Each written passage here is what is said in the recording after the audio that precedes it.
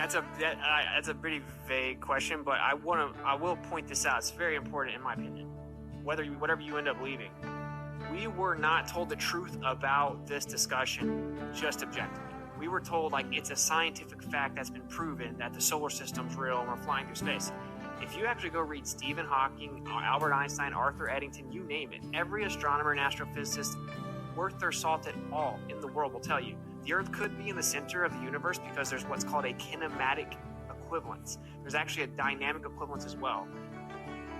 Fancy terms just means that everything can look like it's moving around the Earth or vice versa, equally valid. But we weren't told that. We weren't told that because of the Copernican principle. They chose to think we weren't special because Edwin Hubble said it was intolerable and horrific.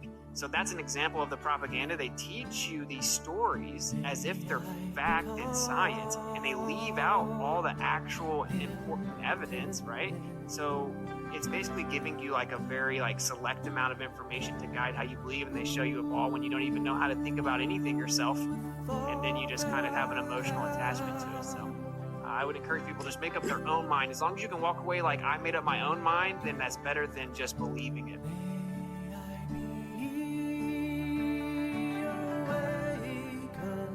The motivation for flat earthers is nothing like what people seem to think it is. And the reason that I do all that is because it changes many people's lives, and that's just a fact. And flat earth is so dangerous that someone may move out of a city and make 5 babies and grow a garden or something, So it gets you close to the creator and grounded and more appreciative of what's here, and more intuitively in line with what you experience. So I just want the audience to go look into these things, watch the Principle documentary, watch Heliosorcery. That's where you'll learn the true history of geocentrism. Inform yourself on these things, and you'll find out that there's something called the Copernican principle, and that's the idea that the Earth does not occupy a special or unique place. And these crazy atheistic people that want to believe in evolution and hate the idea of God and all this stuff, they push the Copernican principle of philosophy into this discussion and now claim that it's science. And what you'll find out is the evidence actually shows that the Earth's in the center. And in fact, that we built huge telescopes for the first time ever in the early 1900s. We saw out to what people call galaxies, and everything was moving around the Earth.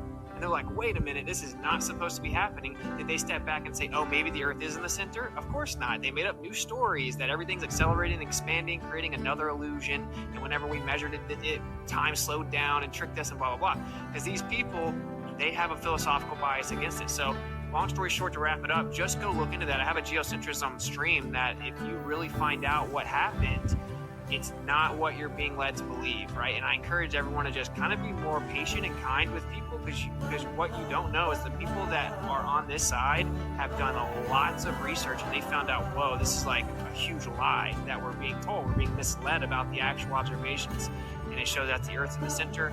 And finally, that would of course mean if the Earth's in the center, the question is who placed it there, and it's a pretty significant and impactful thing. So I encourage people just to stay open-minded and try to be humble and kind to people.